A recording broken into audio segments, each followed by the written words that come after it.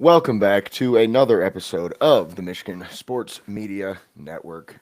Today, we're back with more Detroit sports, and of course, football season is right around the corner. But today, we're going to start with baseball because there's a lot of football coming up. So we're gonna talk football for most of this episode. So we're gonna get the baseball out of the way. And with that being said, James, the floor is yours. Yeah, I'm gonna keep this Tiger segment very short. I just felt like since it's been a week since we talked to the people out there, I should at least give them an update because once again, Tigers hit. I'll just call it a little bit of a rut here, going off to the West Coast, and I've seen mixed reviews. And once again, some people, for whatever reason, still think the sky is falling. So we are currently on a four-game losing streak, which of course is not ideal. However, we were 5-1 before that streak, so in totality, we are 5-5 the last 10 games. 500 baseball is below what we've come accustomed to because we're so many games over 500 this year, but is not terrible. So if 500's like the low bar for this team, and they've obviously had ups and downs throughout the year, but I don't understand anytime we have a slight losing streak or anything, people just lose their mind. In totality, we are 21 games above 500. So relax. Today we kick off another three-game series against Kansas City, who is the team chasing us for chasing us is a loose term, but I'm going to say chasing us for the division. As I mentioned, we are on a four-game losing streak. Kansas City's on a two-game winning streak.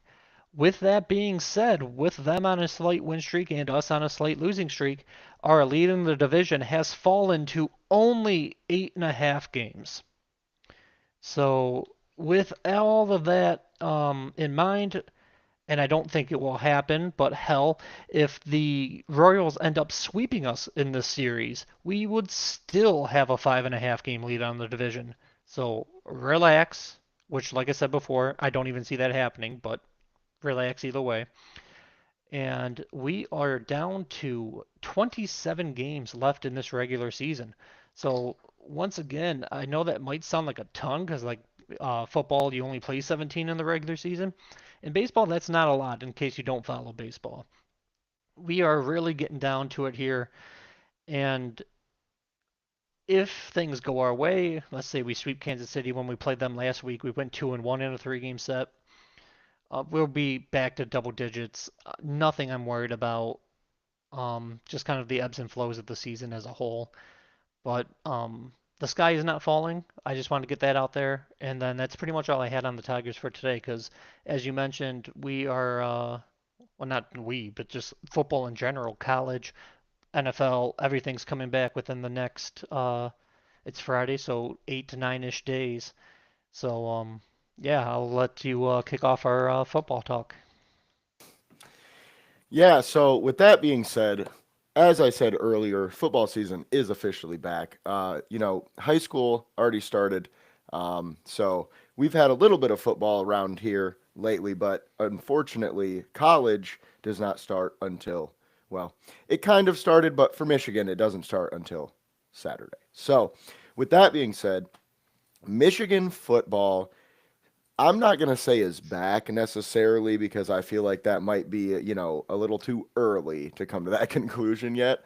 But it's feeling pretty good. I feel like, as a Michigan fan, last year I came into the year kind of knowing, we're not going to win the Natty again. I mean, that's just what it was, It's like, all right, well, we're going to have a down season compared to last year, so we're just going to, Yeah. and I mean, I even went to like four games. So it was a good season. I feel like still, it was fun. I'm pretty sure every game that I went to, we won. So that was nice. But with that being said, our opener is versus New Mexico tomorrow at 7:30 p.m. And as everyone probably knows by now, Bryce Underwood is the starting quarterback. Um, with that being said, I think everyone kind of knew that since he was, signed, quote unquote. I don't know if that's the best word to use, but that's what happened at this point in college football. They're just getting signed. It's not like they're, I don't even like the term commit anymore, or, No. what it's like, no, you signed a contract, brother. Yeah. Like, come on. Um, but with that being said, it's not really even just, Bryce Underwood that I'm personally excited about. I feel like, first of all, this running back room it's pretty damn solid, I think. And it's probably I might catch heat for this because of how good Corum and Edwards were, for us. But I would say they were almost a little bit more products of the O line and the offense that we had at the time, because as we see in the NFL, neither of them have really, caught on.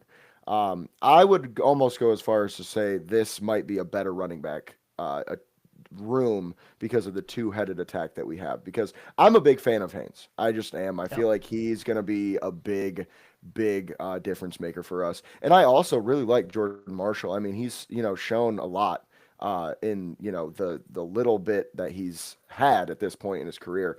Um, you know, I feel like they're both. I don't. It's hard to say equally talented, just because I feel like we've seen uh, uh, not enough yet.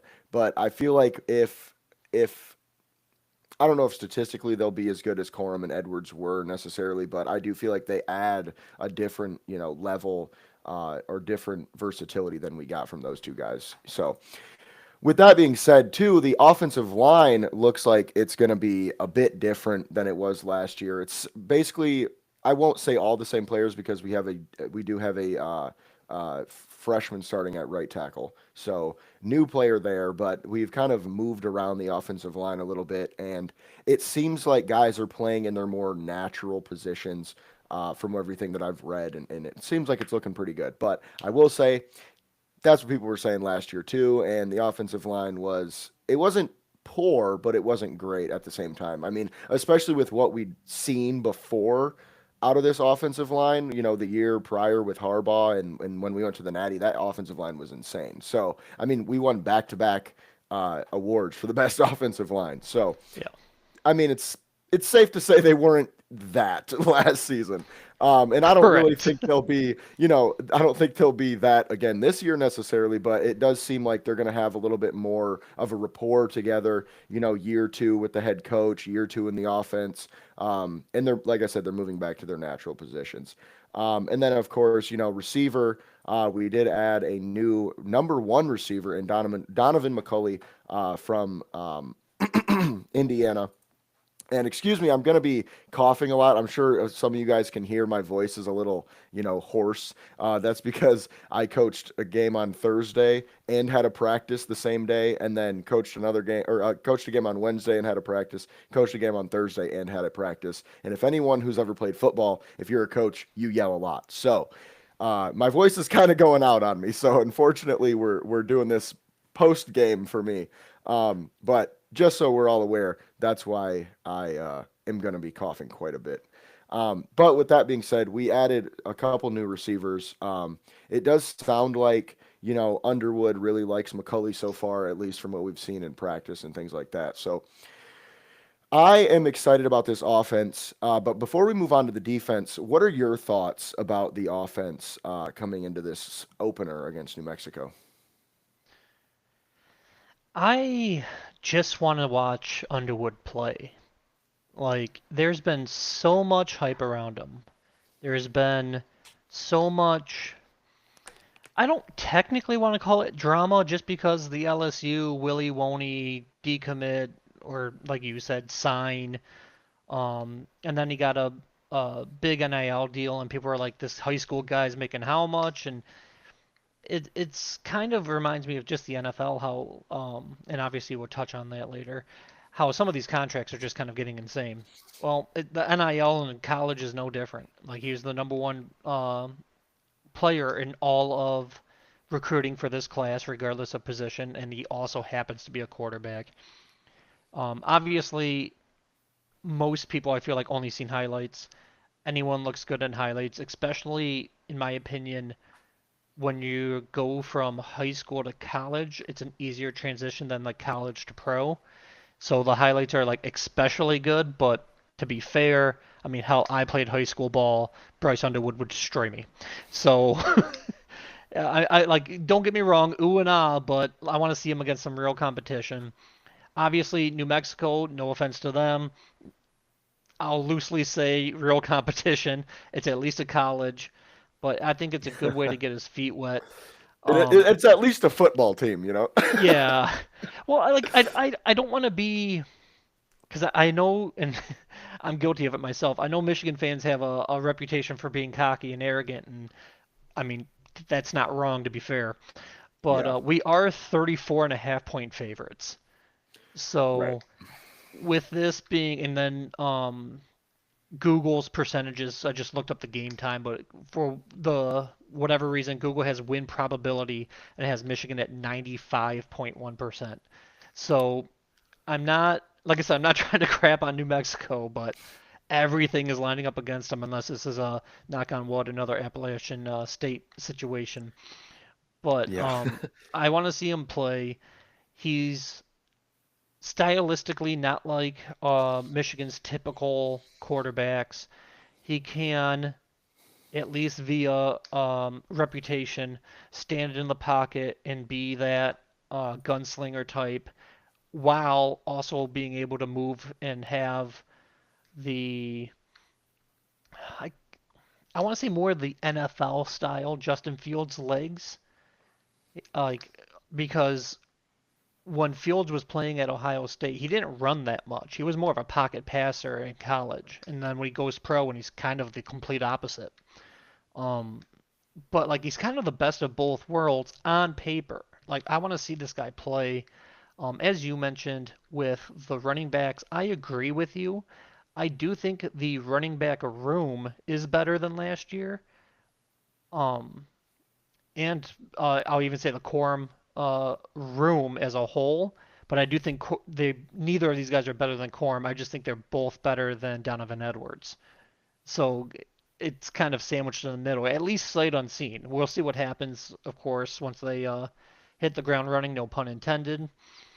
And then the receiver room, to be honest, I haven't heard outside of McCauley and Simpson. I haven't really heard anyone's name really be brought up. So I'm kind of I want to say worried, but unimpressed because obviously as we hear about practices, I'll just take the Lions for example. I feel like more people watch the NFL. Maybe I'm wrong, but you hear about multiple people. You heard about Tesla and Meeks and Lovett, and it's like for Michigan, if it wasn't McCauley or Simpson, I don't know you right now. So hopefully someone can go out there and make a name for themselves.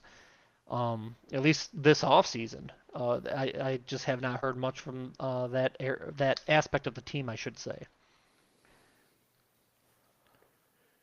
Yeah, and I'm kind of in the same boat with that too with the receivers. Like I am glad that we added those guys, but at the same time our receiving core wasn't that great last year and we lost our tight end who was probably the best player that we could have possibly had at that To time. the Bears.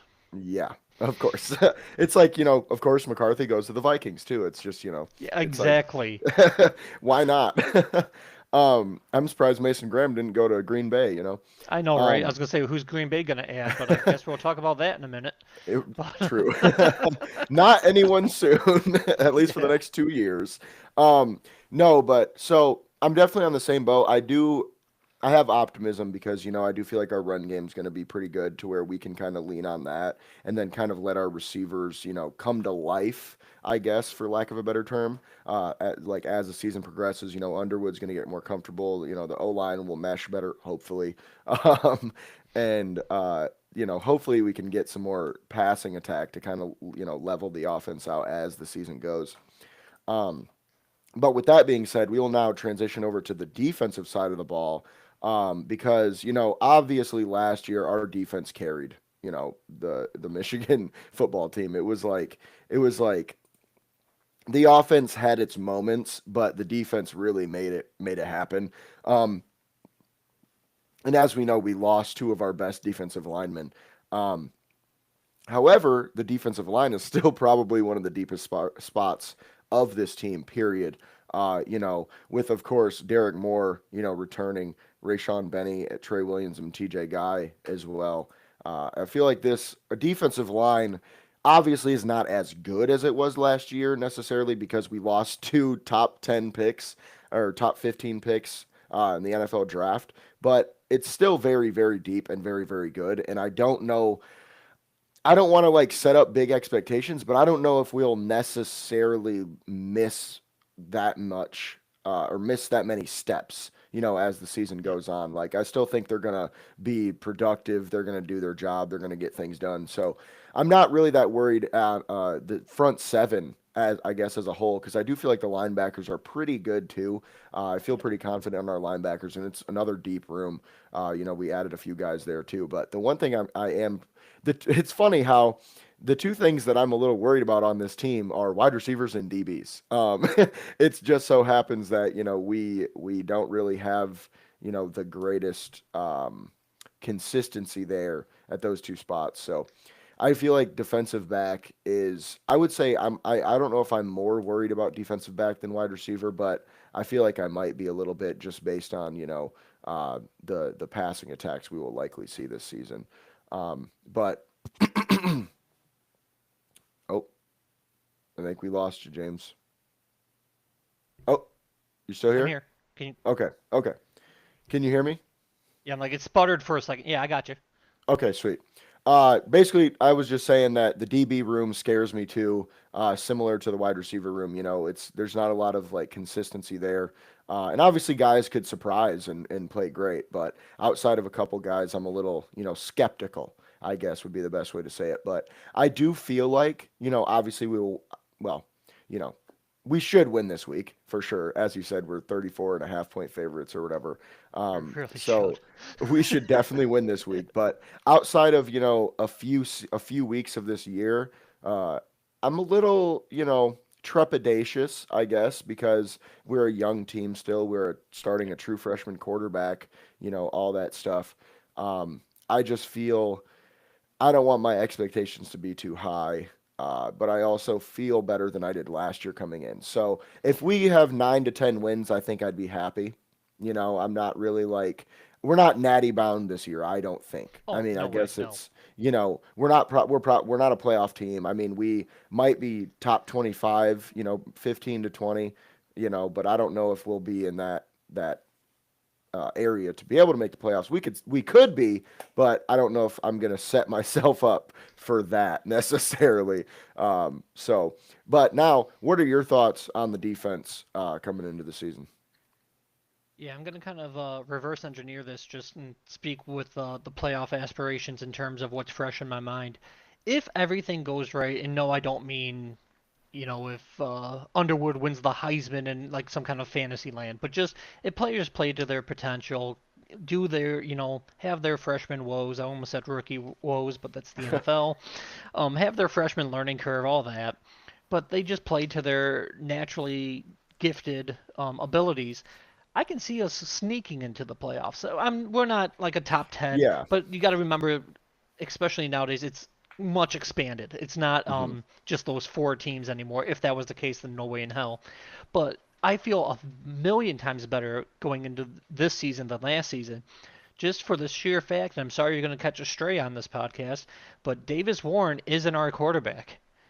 So I don't care how Underwood looks, he cannot be worse than that. Like I will say I that, and mean, I might be setting myself up to jinx it, but it can't get much worse than that. We started him, we benched him, we put in Alex Orgy, he sucks, so then we benched him and went back to Warren. So it's like we tried to shuffle, we don't even have one. Now we at least have someone, and once again, we only are, let me just say I, so that way I'm not speaking on your behalf. I can only say what I'm reading, because it's not like I've gone to Michigan training camps or anything like mhm. that. But everything I'm reading, Underwood is already better, and they said, and who knows, maybe it's propaganda, but it's literally for now all I have to go on. And they were saying how Underwood's already looking better than JJ McCarthy in terms of where he was as a freshman. So obviously, you still develop and whatnot, but that's what I've heard slash what I've read. Once My thing again, about that is like, uh, what does that even mean, really? It's like, does he look better because he throws the ball farther and he's bigger and he's stronger? Or it does he means look better because he can read the field better? Like, you know what I'm saying? it, I think that's the big difference for it me. means we're 2 years away from another natty, my friend. That's Let's go. I mean, I'll take it, but and then the other note that I wanted to talk about earlier when I was on Underwood is he is the first true freshman starting quarterback for the University of Michigan since Tate Forcier in 2009. And I had the displeasure of watching that, and it did not go so well. I was a junior in high school back then, but I think I I re was in like fifth grade. I remember Tate Forcier. He was kind of like in terms of frame, like a Johnny Manziel. He was just this little white guy that could scramble around and throw. And I'm just like, I don't think I've ever seen someone like him do that. And he looked real good for like 3 games and then fell off completely. And I'm not a big quarterback wins guy. In fact, I hate it. But for what it's worth, he went 2 games under 500 in his Michigan career. So obviously not up to a Michigan standard. But getting back on track and continuing with the defense, I really like our D line. Obviously, losing Mason Graham and Kenneth Grant is going to be um, you know what? I can liken this to the Lions O line. Like, I still think we'll have a good unit even without Zeitler and Ragnow. You lost 2 great players, but that doesn't mean everything around you is collapsing. But you are, I feel like you're going to notice the difference. Hmm. I mean, I don't feel like you can lose 2 top 15 picks in the NFL draft and just, like I said, don't want to say be okay, but Yeah. you'll notice. But Michigan is always solid in the trenches, as you mentioned, former back-to-back best O lines. Obviously, in the past, we had Taco Charlton, Chase Winovich, Hutch. Uh, oh my gosh, I'm spacing. Baltimore Rash linebacker. Rashawn Gary. Rashawn Gary, there's another one. Um, oh my God, his name begins with an O. Oh my Linebacker. gosh. Uh, oh Hurt his shit. either Achilles or ACL injury during combine. Yeah, I know who you're talking about. I actually Oh just my God, traded I'm for him just in drawing a Madden like blank. two Shame days on me. I ago. love this dude. But at least you know who I mean, and I know people at home are watching this shouting at their screen right now. Um, All I can think about is Odafe Owe, but it's not him. I'm thinking Onzarike, and I'm like, I know that's not it. He Yeah, went to Washington. But right. Ojabo, David Ojabo. David Ojabo. Yep, Okay, yep. whew, save my Michigan fan card there. Uh, I'm like, it begins with an O. I'm like, I can picture his face and everything. Okay, Ojabo, we're solid in the trenches year in year out, so I'm not too worried about that. But of course, like I said, won't quite be the same. However, I'm not as worried as and about our defensive backs. We do have, like, I heard a lot of good things about T.J. Metcalf, Hmm. and I mean he's a transfer guy, but it's whoop, I just refreshed my screen, and yeah, he's a transfer guy from Arkansas, and we have kind of like offense, kind of like the receivers as you mentioned. It's just a lot of young talent. I think Jordan Young might work his way in there. Maybe not as a true freshman, but he'll be a name to keep an eye on. God forbid we have any injuries, but you might see him sooner than later. But I feel like this is going to be a much more balanced team this year and not so defensive carried. Hmm. But I definitely think as long as we don't get destroyed by the injury bug, as long as we're not the Lions, I do think we have a shot, at least a shot at the playoffs. It should be a fun year. It should be a big learning curve. And the one thing I kind of want to keep an eye on now in the early part of the season is how does the team look, individual players like Underwood and stuff, and then let's go 2 months from now. Like how much have they learned? How much have they grown? Because you can practice, and as you know, as a football coach, you can practice and you can have these training camps and blah blah blah. Game is different. Hmm. It's different looks, it's different feels, it's just a whole different atmosphere. So let's get a few games, and not just one or two. Let's get 5, 6 games under his belt, and let's see how much he grows from that span before we, I don't want to say worry, but before we look at, what he could be, um, 2 or 3 years down the road. Yeah, and I want to start off with I would definitely agree that I think Michigan could be a playoff team. I just don't want to set myself up for that hope because you never know. I hate to say this because I don't think it's going to happen, but there's a chance Bryce Underwood is not very good as a true freshman. It's possible. I mean, we've seen it before. There's a Guys like chance, yes. DJ Lagway. I mean, he had a few starts for Florida last year and didn't look that great. And I mean, he was the, top of the line recruit and he's coming back in his sophomore season and things like that. And of course, he's probably gotten better, but I just want to temper my own expectations. And, on the other point that you made that like, well, we have New Mexico week 1 and, we'll see how good they do. It's more about individual players in that game and we'll see how they look 2 months from now. We play Oklahoma the week right after that. So they're going to have to figure it out Yeah, I pretty don't want to quick. talk about that yet. Yeah. I don't want to talk Yeah. about that one yet. So we're currently ranked 14th, which pretty solid. To be honest, I feel like that feels high, but I was gonna say that's feels a little high. I would say like high teens probably, um, but I'll take it. I ain't mad. yeah, With yeah, that being said, like I said, I predict probably like a 10 to 11 win season. Something like that. I do sounds right. feel like I feel like we do have a shot at the playoffs, but there's a chance we could miss it, even just barely miss it. I mean, I could see that too. It depends on how other teams play and tiebreakers and all that kind of stuff. Um, Yeah, but with I that see being a said, oh, go ahead. no, sorry, I was just gonna say I see a like a legit 50-50 shot and not Hmm. a well, like of course you either do or you don't, so it's 50-50. No, like a legit coin flip. We could or we could not. But like you said, even if we get like 10 wins, we obviously show promise that's 3 more than last year, but don't make it. I'm not gonna hang my head in shame or anything like that. Yeah, for sure, and I'm definitely with you on that.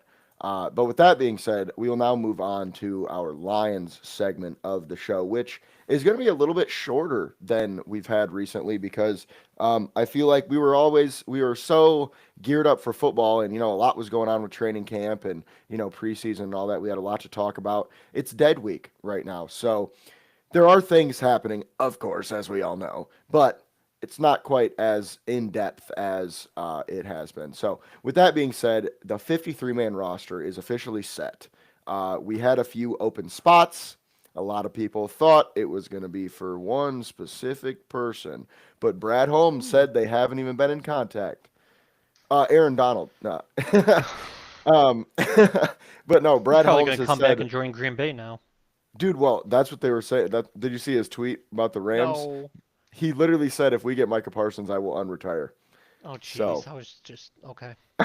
he literally said that. So I mean, you might have just set something in motion that you didn't even know about there. They don't have the um, money. I hope not. Fuck. I hope he's out of shape too, and I know he Yeah, isn't because it's Aaron exactly. Donald. But I hope you're having a um, nice vacation on a beach getting fat somewhere, man. right, right. Enjoying those fried shrimp. Come on Exactly. now. No, but the 53-man roster is set. I don't think there was really that many surprises. We obviously for me excuse me. I'm a little surprised, that we aren't really looking at Zadarius Smith anymore.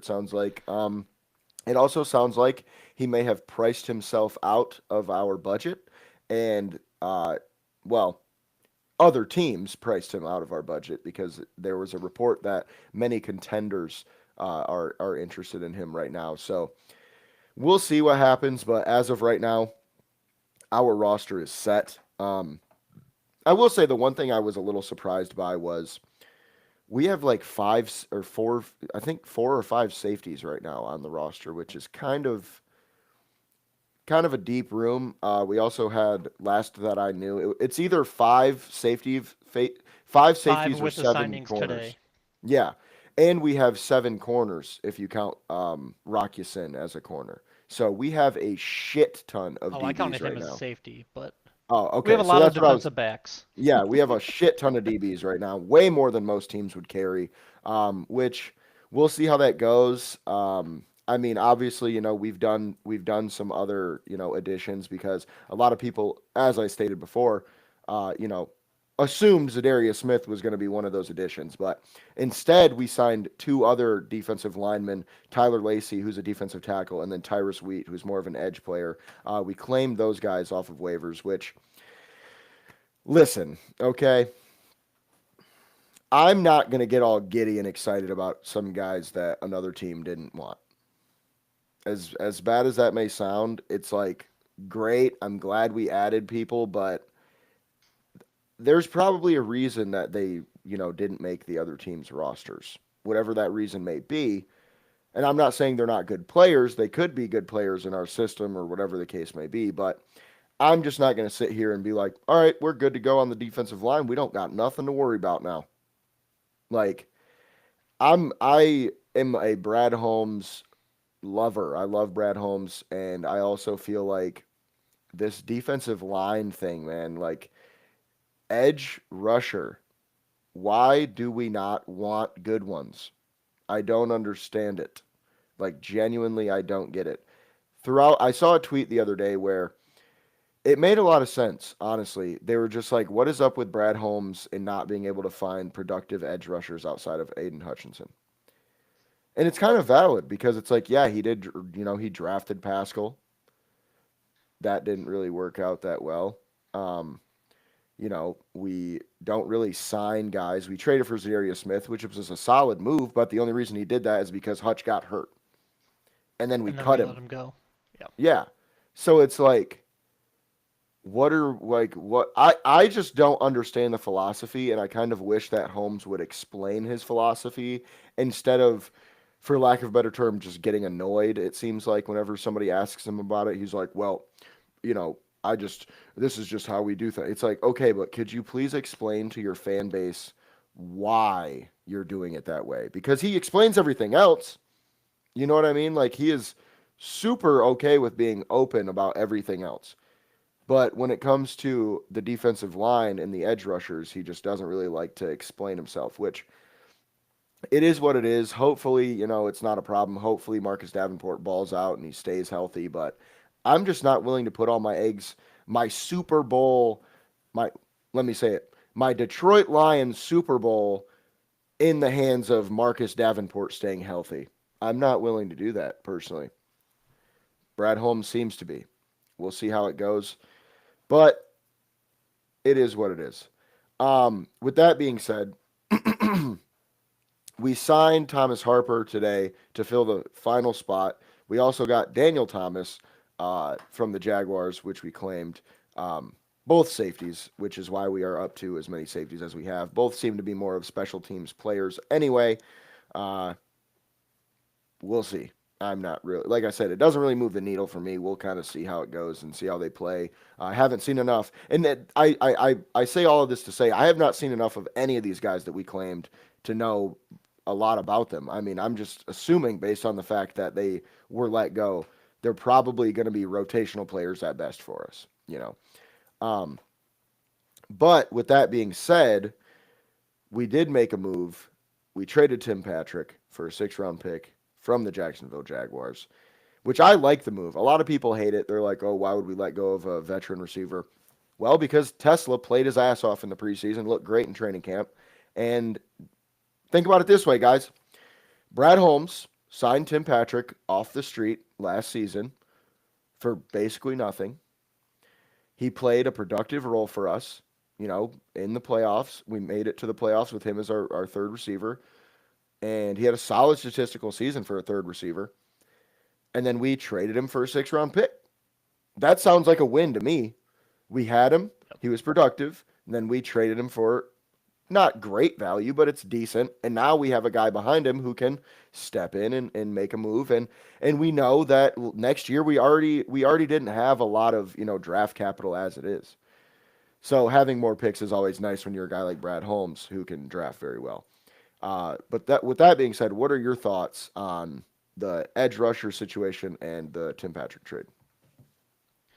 The Tim Patrick trade I like. You pretty much summed up my feelings on it. He was a good player, solid, and everything you really want in a third receiver, but he was older, had some trade value, and Tesla kind of just took the spot from him. I know we talked about when we went to training camp, and no, you don't get cut for one bad drop, but he had a horrendous drop. I read a couple of reports saying he wasn't quite what he used to be, and it looks like he has taken even just a half a step back. And when you have a veteran taking even a small step back and a rookie, I don't quite want to say sensation, but just kind of rocketing up the charts, you take your pick and you roll the dice with the rookie. And if he's not, everything we dreamed of and all that, well, we still got St. Brown, J-Mo, Raymond, Lovett, Meeks is on the practice squad. So, I mean, we'll be all right. So, adding draft capital, especially for Brad Holmes, like especially for Brad Holmes, is valuable because he. I'm almost willing to bet now when we are 8 months away from the draft that we don't use that pick in terms of selection. He trades so often. He traded the 3/3 for Tesla. He moves around so much. So I know I've already seen some people being like, well, who can we draft in the sixth? A, that's 8 months from now, don't matter. And B, we're most likely just from track record going to use that pick to trade up somewhere else. So Hmm. it's just nice to have extra capital. Um, and with all due respect to Tim Patrick, because like you said, he was very serviceable for us. So was Josh Reynolds, and we kind of moved on from him too. So it's a business. It happens. I'm not going to cry over it, but I wish him well. Like there's no ill will or anything. Hmm. In terms of the pass rushers, I'll just say skeptical because I love Brett Holmes and I trust him, but I can't help but agree with a lot of the things I've been hearing other people say. We only had up until our more recent ends on our roster, which are Davenport, Hutch, and Muhammad. And I know I've talked about Muhammad before on here, and I really like the guy, but I don't know if I would be okay with him being our every down guy. And I know Hutchinson has been absolutely killing it in all of training camp, and Hutch has been the talk of the town, and he won um, whatever the lead candidate is. I don't know if you saw that, but ESPN had like a lead candidate for each award, and he was the lead candidate for Defensive Player of the Year. But he's coming off his leg injury, even though he looks like he rebounded just fine. It's still a thing. Davenport's coming off an injury every year of his career.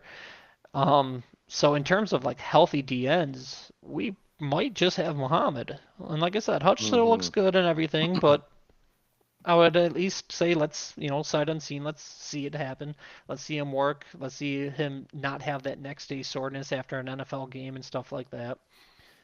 One thing I will say is we did claim Tyrus Wheat from Dallas. Not too big on him, but he is at least on the roster. And we do have, because I have the depth chart in front of me, two, four, seven D tackles on the depth chart according to this. So I wonder if any of them can kick out and play a little bit of outside. I'm not expecting that from Reeder or Lopez or anyone like that, but maybe a Wingo or a Pat O'Connor. Maybe they can just chip in here or there. But yeah, I am a little hesitant to say I'm confident with this defensive end room. I like our D tackles, and obviously I like Hutch, but the pass rush is a little bit of a head scratcher, unfortunately. I was adamant about one of those roster spots being for Zadarius Smith. I'm like, it just makes so much sense. We need him. He said he wants to be here. We have the money. I'm like, it's just too obvious. And At least for now, it has not happened. Obviously, anything can change. He hasn't signed with anyone yet, so we'll see what happens. There's still a chance. Granted, we would have to cut someone we just picked up, or vice versa. Um, but yeah, we'll see what happens with that. But I'm still holding out hope, and maybe it's more wishful thinking than logic. But I don't see what the issue is here. I know he didn't grade out as the best run defender. I don't know if Shepard's system compared to Aaron Glenn's system, which I wouldn't imagine are too different, but I don't know if he values run defenders more than pass rush. I don't know. I don't know if we're gonna, as we mentioned before, we might play some 3-4. So maybe we add a rushing linebacker like a Derek Barnes instead. I know he just got his nice shiny new contract this offseason. But the good news for the fans out there is we play in 9 days, so we won't have to wait too much longer to find out what the plan is. Yeah, for sure. And kind of not totally off topic, but on the same topic, a lot of people were fine with the Tesla trade, what we gave up for Tesla because they liked him and he's like wide receiver, he's flashy, he does all these things. Why this tell me why the same people were saying, "Oh, you shouldn't trade a third round pick for Chase Young. You shouldn't trade a third round pick for Montez Sweat because picks matter. Picks matter." And then they're like, "Trade 3 third round picks for a wide receiver when we already have 3 good ones." That's great. And I'm not saying it was a bad move, but I'm saying like how can those two things both be true? You know what I mean? Like obviously Tesla's a good player, but a third round pick is too valuable to trade for a star pass rusher. Like that just doesn't make a lot of sense. You know what I mean? Like it just does not compute to me. And I feel like that's just these people that, won't question Brad Holmes. He's perfect. He does everything great because he did do something that no one else could do, which was make the Lions good. Um, and it's valid. It's valid. Yeah. He's very good at his job. And I mean, I'm not going to sit here and say that I know more than he does, but I think you can also question people without having it be like, oh, I hate you and you're terrible at what you do. You know what I mean? Like Yeah. Broderick Martin, cut. Hendon Hooker, cut. Those are 2 third round picks. Cut them. See ya. I mean, obviously Broderick Martin was always going to be like, well, both of them were always going to be, potential. They were all about potential when they were selected, Yeah, but there were projects. yeah, but like that happened, and that Yep. means that we used 2 third round picks that people said were too valuable to trade for a stud pass rusher, and they're cut now. I'm just saying, like, we I need to feel like realize. Go ahead.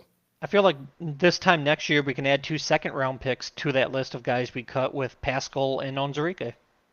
Yeah, yeah, exactly. And it's like I'm not hating on Holmes when we say that. It's just the facts of the matter. And like, Correct. and I feel like, I feel like too. Oh shit, I forgot what I was gonna say now. Um, Not criticizing Brad Holmes, but mentioning how many misses he has. yeah, yeah. Yeah, that's that is what exactly what we're doing. But I do And feel maybe like another second round pick with Rakestraw. true, and that's the thing too. Is it's like I trust Brad Holmes, and I know he knows what he's doing, but I also feel like there are some questionable things, and that comes down to just like why, and that's why I go back to I just would love the explanation. Why isn't he telling us why he won't do certain things? Like it just doesn't make a lot of sense for me. And oh, this is what I was gonna say.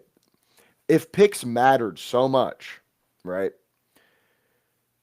2 first round picks for Micah Parsons would be a steal for the Cowboys, but it's a steal for the Packers because Micah fucking Parsons is very, very good at his job.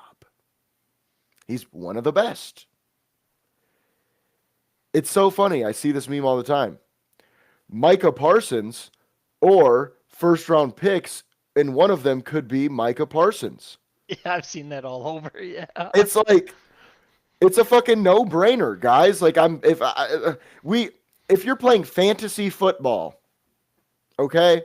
you're not going to value a freaking college player like a 2027 first round pick or some shit like that, or a 2028, as much as you would like Lamar Jackson. It just doesn't make sense. You know what I mean? So, my point being that talent matters more than potential every single day of the week. And that's why I am totally fine. I'm not saying we should mortgage our future and send 3 first round picks for, Trey Hendrickson or some dumb shit like that. But I do feel people overvalue picks at the end of the day. And players that are already good matter more because they're more likely to stay good than the player you pick turning into the player you just got rid of, essentially. And I don't want to go off completely off the deep end, but to apply that same logic to other sports, I was really hoping the Red Wings would trade that pick this year.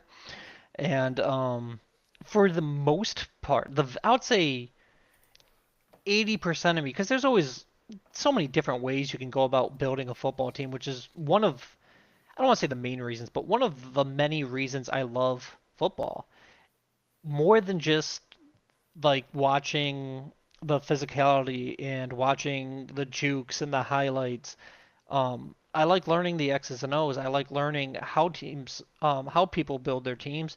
You have teams like the old school Saints, or I guess you can even say the modern Cincinnati Bengals that just try to outscore you and say the hell with the defense. You have other teams like the 0-2 Ravens that say, hey, just good luck scoring. Like we'll just beat you 7-3. And they both had a moderate level of success. The Saints won a Super Bowl with Drew Brees like that, and there's no per se wrong answer as long as you have success because you can do it defense loaded, you can do it offense loaded. We've seen plenty of teams with a balanced attack. We've seen teams like the Rams trade 2 first round picks for a quarterback and then win the Super Bowl.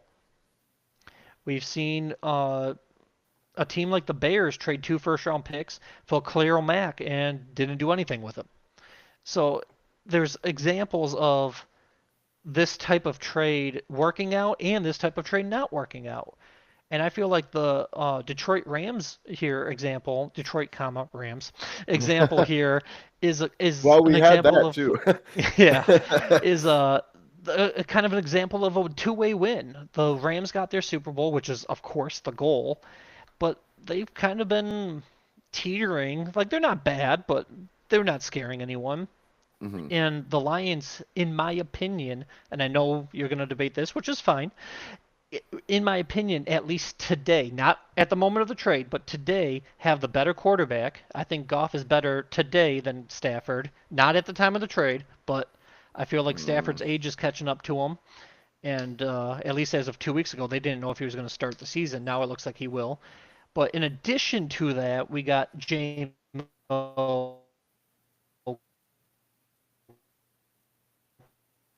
Gibbs like got their Super Bowl, which is of course great. I wish we did. But we also have several starters that made us better than ever, or at least better in our lifetimes. We've got multiple playoff wins, multiple division titles, and that's not the end all be all, but hey, it's a hell of a start. So I've seen trades, like I said, the Khalil Mack thing that don't work out for the team trading away the picks. Trades like the Rams that do help the team that trading away the picks, and like the Detroit trade that helps the team getting the picks too. So if Dallas can, I hate to say it, but draft two Micah Parsons with those two picks, yeah, I know 1% chance, but if, then they can kind of retool themselves. The chances of that are slim to none, especially with Jerry Jones making the picks. But all that I will uh, kind of melt into one thing of I feel like it matters who makes the picks. For example, sticking with the Micah Parsons trade, I don't think Dallas has had that great of drafts over the last couple years. So Green Bay, I'm sorry, I don't think Green Bay has had the best draft. Oh, neither of them really had the Yeah. best drafts over the last couple years. So Green Bay giving away 2 firsts, I don't think they're giving up that much. Like Golden's a good receiver, but like Tyler Warren, he's a pretty average tackle. He's nothing special from 2 years ago. And Tyler Warren. I'm sorry, Tyler Warren's the tight end. I am spacing. Green Bay's right tackle. one pick after He's not. Terry and Arnold. I don't think that's. I think he plays guard. Jordan Morgan. Jordan Morgan, I'm sorry, yes, Jordan Morgan. Okay, yeah, yeah. He plays guard. I think for Oh, them. he played tackle in college. Okay, well, they Yeah, moved he him into did. guard. But he did Yeah. nothing special. Like I said, I'm not like shitting on the guy. He's not terrible, but Hmm. I mean, if you're saying a guy like him or Micah Parsons, you don't even need to think. Right. So, like I said, I'm like not crapping on the guy, but so I don't feel like Dale or I don't feel like Green Bay is giving away too much in terms of getting an elite talent like that. But if the Lions, let's just fictitiously say the Lions do that trade, two first round picks to Brad Holmes is a hell of a lot more than it is to Green Bay. We've been hitting on these first round picks with our, Gibbs and Jamos, and I mean, I know Hutch was number two overall, but our first round picks are kind of coming in and making an immediate impact. I know Terry and Arnold had ups and downs, but I feel like corner's a pretty hard position to make an impact as a rookie unless you're Yeah. a rare talent like a Sauce Gardner. But even he was, fourth overall for a reason. Hmm. So I just feel like, who's making the picks almost matters more than the picks in general. So Yeah, I kind of agree, but I also feel like so two things. I feel like the Rams won the trade until we win a Super Bowl. Once we win a Super Bowl, obviously we won it. However, I guess there's two ways you could really look at that. If you're the owner of the Detroit Lions right now, you're thinking we definitely won the trade because we are now one of the top businesses in the country. You know what I'm saying? Like it doesn't matter if we win a Super Bowl because we are consistently good. Like I've always heard this thing, right? Would you rather have, 10 years of 10 to 12 win seasons, but you always lose in the second round of the playoffs? Or would you rather have 1 year where you are really good, you win the Super Bowl, and then, 10 years of mediocrity? And that's a great question because I'm not really sure. I'm not really sure what I would prefer because it's really nice every year when your team's good and yeah, you might not win the Super Bowl, but you're still good and you're winning games and you can talk shit, and like have fun. But then again, it's like you win a Super Bowl, that's awesome. But then if you have a decade of mediocrity after that, it kind of sucks, because then everybody's like, yeah, you got your one Super Bowl 8 years ago. You know what I'm saying? Like how they are with the exactly. Cowboys now. It's like, y'all haven't won in 25 years. And it's like, we won like fucking five out of the six. So it's like, Yeah. what do you mean? That's still a crazy feat, but I just feel like People that might loses some of its value. people might disagree with me, but I have an answer to that question. I think as Lions fans, we all do, unfortunately.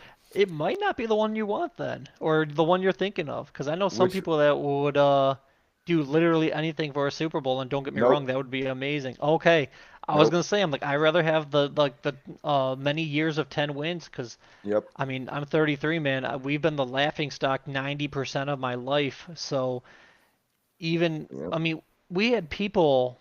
And you should remember this, you were on the scene for this one. We had people losing their shit when we fired Jim Caldwell Oh, because yeah. people were like, "Hey, we had 8 win years with him. Slow down. We can't get rid of that guy." I'm like, 8 win years used to be our ceiling. Like, holy shit, Yeah. we won 8 games. And now, like, we're getting laughed at by other fan bases daily on Twitter because we went 15-2 and didn't win a playoff game. I'm like, I still rather have this and go 15-2 and have, ups and downs in the playoffs than, having that 3-13 year being the normal. Like, screw that Hmm. shit ever again. Yeah, and Like, that's where I would probably lean too, honestly, okay. because that's what I was thinking too. As Lions fans, it's like, Okay. man, we've lost for so long. It's just Yep. nice to win some games. I I I mean, know I if kind of look at it like college football or high school football, where it's like you can't win the state title every year, and even if you do once, that's such a hard thing to do that it's like, honestly, if you're a high school coach and you're at a school that isn't like known for being a powerhouse, it's probably not even really a thought in your head until you're like 5-0, and then you're like, oh shit, okay, maybe we could actually, do this. But like and I don't know if I would say it's even harder in the NFL because there's so many more teams vying for the same title in high school and in college and stuff. But I would say it probably is harder to win a Super Bowl in the NFL simply because even I can't remember. I think it was Brock Bowers that said this quote. Even the best teams have or even the worst teams have Pro Bowlers. Yeah. So like there's so much talent everywhere that like you really have to be really fucking good to win the Super Bowl, man. Like it's really tough, especially with a sport that's so physical like football. We have so many injuries and shit happens. I mean, we saw it as Lions fans. The year we probably would have won the Super Bowl, we had the most injuries ever to to our starters. Just insane, insane bad luck. But with that being said, um, there's only two more things that I really wanted to talk about when it comes to the Lions, and it's the Hutch extension. Like I'm scared now because Micah Parsons Yep. just got $47 fucking million a year, and now this is another reason that I'm going, Brad Holmes, what are you doing? Why Yep. are you waiting? It's like when the Bengals waited to, pay Jamar Chase. It's like, do you think he's not gonna be great? Like, what are we doing right now? And then here's my dilemma, okay? If you're Brad Holmes and you're thinking, we don't need another great edge player because we have Aiden fucking Hutchinson. We have if not the best edge rusher in the NFL. Then why are you waiting to pay him? Pay him now. Get it out the way so that in 3 seasons his contract looks like a fucking bargain. Like we did Now, with St. Brown. exactly. Now we're gonna have to fucking pay him $50 million a year probably. And Yep. my problem is, do you believe he's great and we don't need another edge rusher? Or are you worried he's not going to be as good coming off the injury? Because those two things cannot coexist. That cannot be like, that thought process cannot happen in the same person's head unless they're, mentally disturbed, I guess would be the best way to put it. Unless they have voices in their head. That's the only way that you can have those two separate opinions at the same time, in No my more than opinion. normal. Yeah, right. True. True. About four at all times. Yeah. Um, no big deal. But with Spiel. that being said, I'm a little worried that we're gonna have to just pay him a shit ton of money. Like, Mhm. and that's really all I got for that. And then I this is something that isn't like news or anything, but I found it kind of funny. Okay, so the Lions, per this report, have the most expensive tickets for a family. Um, Essentially meaning four people going to a game, paying nosebleed prices, buying a drink for each person and a hot dog for each person is more expensive in Ford Field than any other NFL stadium. That's kind of fucking crazy to me. Like, I know I've been talking about the prices going up for 3 years, but it's getting to the point where it's like nobody can even go to these games anymore, really. Like, it's just so ridiculously expensive, dude. I was looking at tickets the other day. The only tickets lower than $250 are not at Ford Field. That's the only way you can see them now. And that's probably why we have the best traveling fan base. Nobody can afford to go see them in fucking Detroit, man. Like, Hmm. it's just kind of Never thought of crazy. that. Yeah, and that's why I mean in Chicago and Green Bay, specifically the closer places, we pack that shit out because it's way cheaper, even with travel and everything. And also if you think about it like a true vacation, it's like, hey, I'm getting a 2 for 1 and I'm spending less than I would to be at Ford Field for just a game, you know? And it's kind of just it kind of disgusts me a little bit, honestly, as a Lions fan that's been here for, 15 plus years, 20, well shit, 20 plus years now. It's like what are we doing here? I have been to a handful of Lions games and I don't know if I'll ever be able to go to another one again until we suck because that's how bad the prices are now. Last year I spent $300 to go to Monday Night Football. Well, granted this was not through the Lions. The tickets themselves were $600, which is fucking crazy. But I spent $300 for an all you can eat, all you can drink pregame and 100 level ticket in the end zone for Monday Night Football against Seattle. I looked up this year, those same tickets start at $750. That's That's it? just, yeah, that's what I was like, what the fuck, dude? That's more than double what they charged last year, and it wasn't even for Monday Night Football. This is just for Sunday game at 1 p.m. against the Bears. You know what I mean? Like, why why is it that much? The only thing, and I'm not justifying this, but the only thing I can think of is because it's the Bears, it's Ben Johnson's like homecoming No, or no, no. whatever. I hear you, but I just use that as an example. That's every Okay. team. I was gonna Every say team we play. I'm Yeah, not trying to justify it, but that's the only thing I can even fathom that. yeah. The cheapest ones I saw were like 680 something dollars, and that was Jesus. for it was for literally the worst team that we play on our schedule. Like, and I was To just be like, fair, we this have a is good schedule or a hard one, depending on how you want to yeah, put it. but like it was I can't remember who it was, but they're not. It was not a very Okay. good team. Like I know we don't play Tennessee, but it was along those. I think it was Okay. Cleveland. I think it was Cleveland. Do we play Cleveland this year? I have my eyes so focused on Green Bay, I do not know. I can look it up though. Yeah. I, um, we don't. Lions. We don't.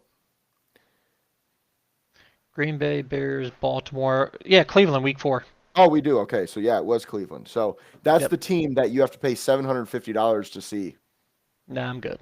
Like, are you fucking serious, dude? But point being, that's just kind of crazy to me that you'd have to spend so much. It was $2,000 for 4 tickets, 4 drinks, and 4 hot dogs in parking. $2,000 for a fucking football game.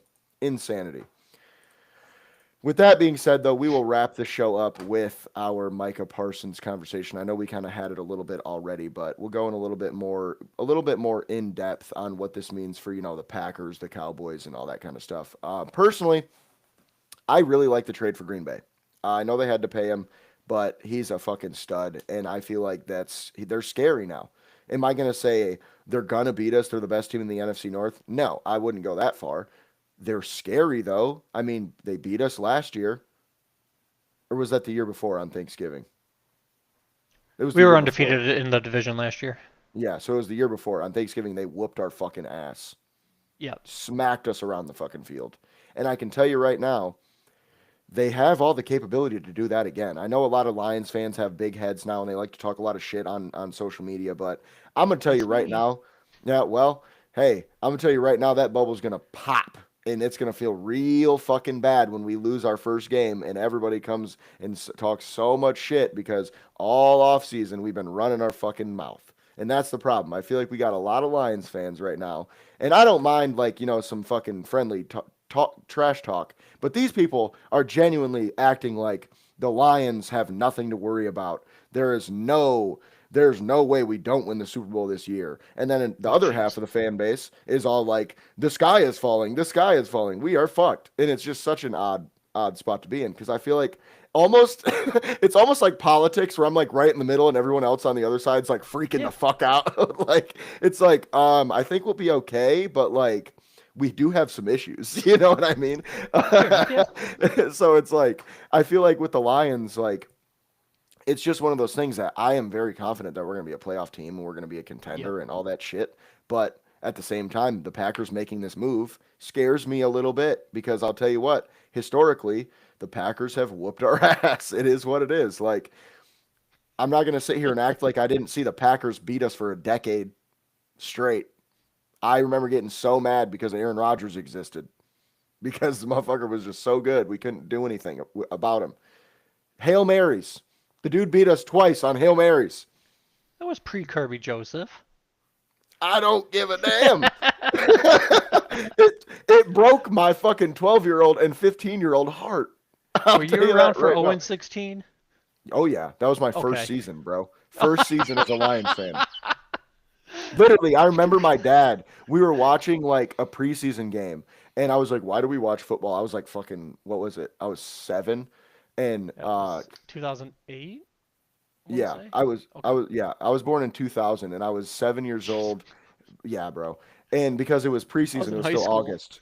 Because I was born in October, so I didn't turn Same. 8 yet. But I just remember sitting there and watching the preseason game, and my dad being, which is funny, my dad hates fucking sports now, which is hilarious. But I remember him being like, "You're gonna love this sport more than anything else in your life." At one day, and I was like, "Yeah, right." And then literally, like, I watched a little bit of that game, and then I just remember seeing Calvin Johnson, Yep. and I was like, "Oh shit, that guy's different." And that's basically what made me a Lions fan, honestly. And then, obviously Stafford came the next season and it kind of just went up from there, but and Sue and all that too. But Um, point being, I forgot my point. So we're just Lions gonna go chart back. break. Oh yeah, yeah, yeah. So point being, Green Bay, I am a little worried about now, more worried than I was before. I feel like the Cowboys as well. This is a bad trade for them. Like I said before, oh, we're gonna trade for 2 picks and hope that it's Micah Parsons. It's like, Yeah. why? And then they also got Kenny Clark. Like, he's a good player, but I don't know if he really moves the needle for them. And I mean, the Cowboys are not that good right now anyway, and they just got a old defensive tackle who's making a lot of money.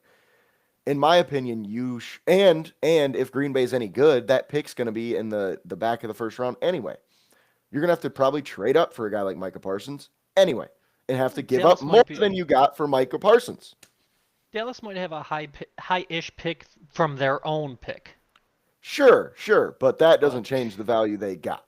That's the problem at the end of the day. Like, the way I look at it is Jerry Jones tried to make a point with this move, and the point was that he's a fucking dipshit.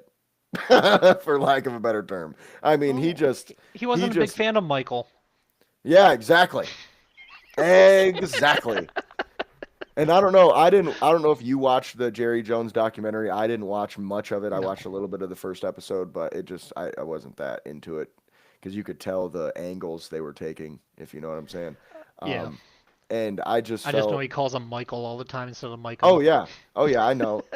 Yeah, it's But it's it's rough because this is a guy that is deciding the Cowboys' future, and I'm not a Cowboys fan, but I got a feel for him as a Lions oh, fan who's been nah. through it with the Matt Millen era. Like it is, I hate when that shit happens. Outside of But the division, Dallas is my number one most hated team, so fuck them. yeah, no, I hear that too. I'm definitely with you on that. Um, However, point being, I Green Bay definitely won this trade in my opinion, and at the end of the day, the only way that they don't is if they do draft somebody just as good as Micah Parsons with one of those picks. You don't even have to do it twice, or just replace the value that you got from Micah on the field with the two guys. However, historically, that does not happen. So I would Correct. not personally be willing to put all of my eggs in that basket. Uh, and I just feel, again, this was just a stupid move, just a dumb move for the Cowboys. And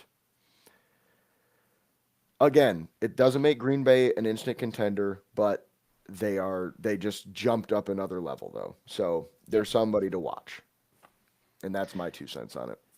Yeah, I'm a lot more on the other end of the spectrum with this just because like don't get me wrong, it obviously makes Green Bay better. Like that's not even Hmm. debatable. But there was tension for a couple years with um, Parsons and Jerry Jones. It seemed like they were going to head for a divorce, whether that be trade, free agency, whatever.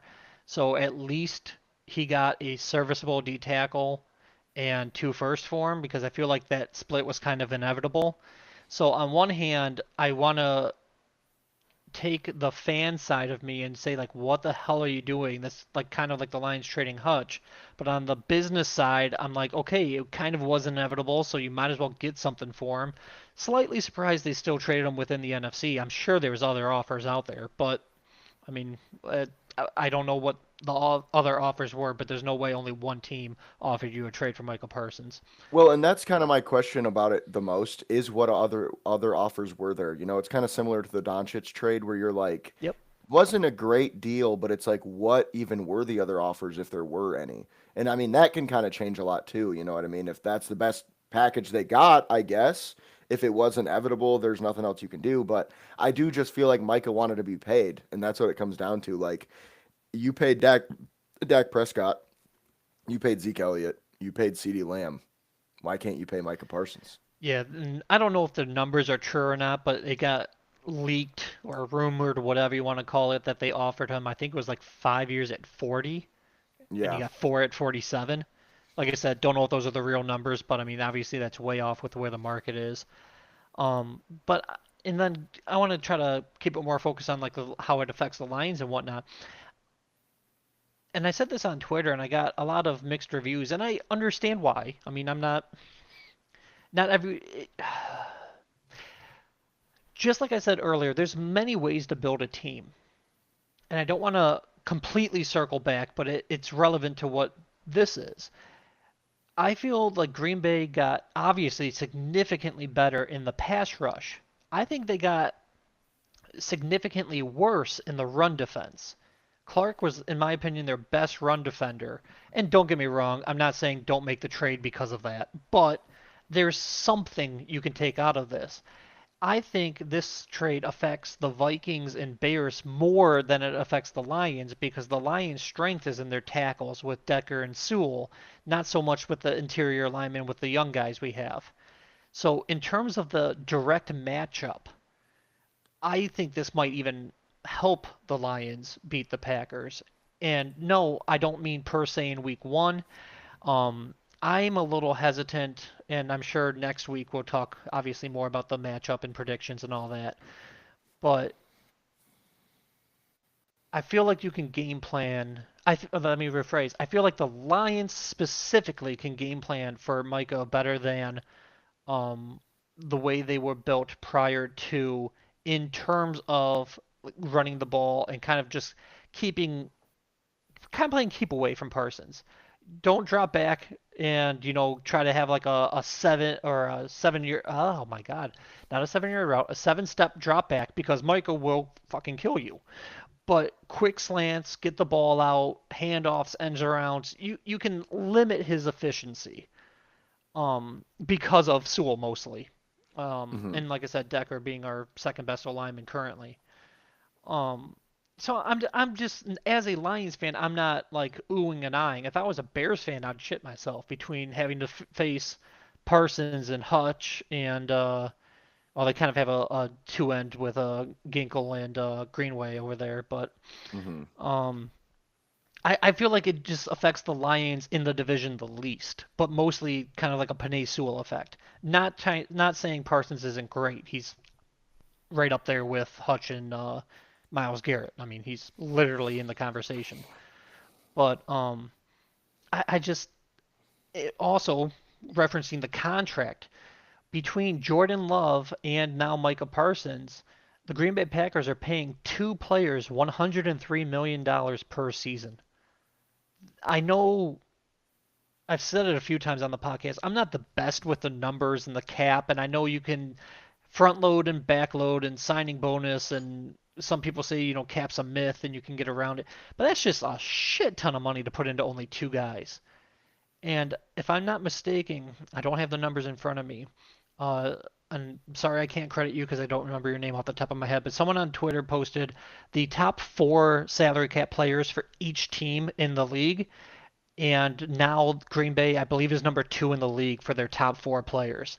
And for their top four players are making approximately, I think it was 32% of their entire salary cap.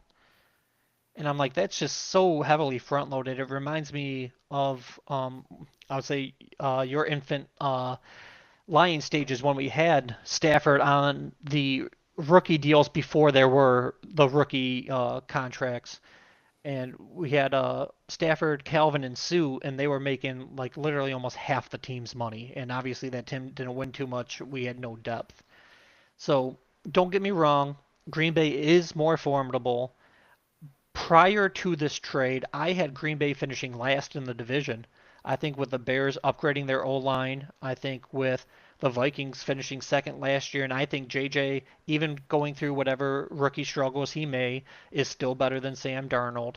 And the Lions are still the Lions. In fact, I think we're going to be better than last year with Hutch coming back and getting healthy and all that. So to me, this moves them up obviously to, I would say, maybe second or third. But like, I'm not afraid of them. Like I said, I feel like if I was a Vikings fan or a Bears fan, I would be. But I feel like we have a good counterpunch to what they just did. So we'll see what happens. I see so many people in a couple sports books have Green Bay now as the betting favorites for the North. I feel like that's just kind of playing on people's emotions, trying to make money.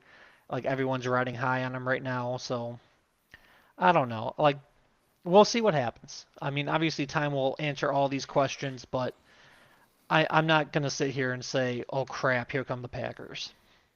Yeah, I mean, I hear you, I do, but I think I do have to disagree just That's because, fine. not fully even, not even fully disagree, because I do think that, I mean, I did already say it, but like, they're not, jumping us, and I would say they're probably second best in the division, but I think there could be an argument for both of the other teams too, with Chicago and Minnesota.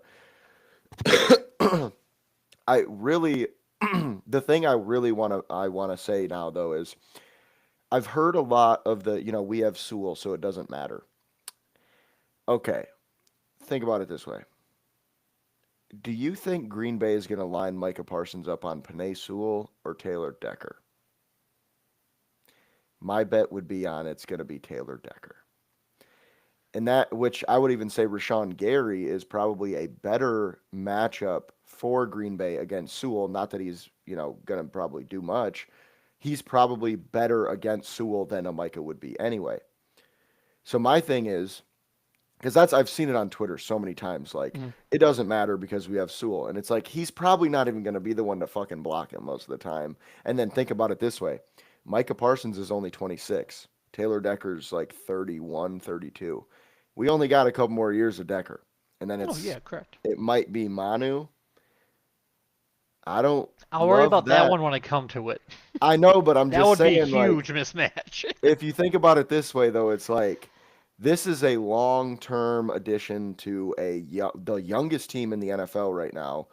Um, it's scary, man, and I'm not even talking about just for next season. Obviously, for next season, it does make them better, but I do agree with your thing, or with what you said, which was, they're still not like an amazing, just stacked team. You know what I mean? They're not No, gonna. they are very weak at corner. Yeah, yeah, Very. exactly. Very weak at corner. Their D line's not that great outside of their pass rushers now. I mean, obviously they've been weak at receiver. We know that.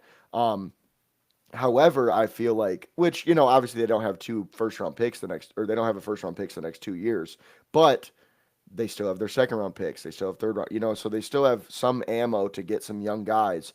And they probably still have a little bit of money that if they need to, they can sign a starter here or there in free agency. So I will say I'm not as worried this year as I am about the next five because he'll only be I 31 in understand that. 5 years. So that's kind of my takeaway from the whole trade, I guess, is that I think the Packers are set up better. And I know a lot of people are like, well, the contract.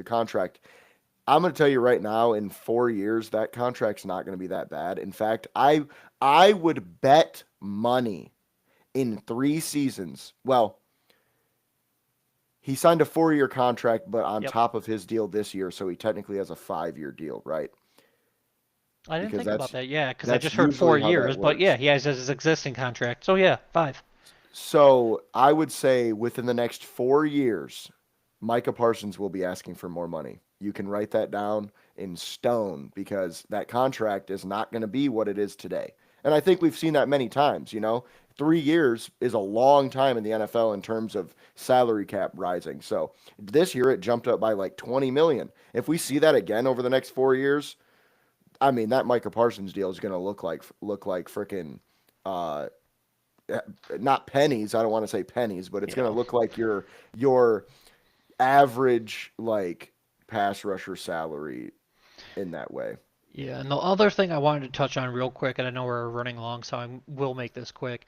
About his salary is, at least for now, like you said, I agree. Years from now, just like the St. Brown contract, it's gonna look like pennies in comparison.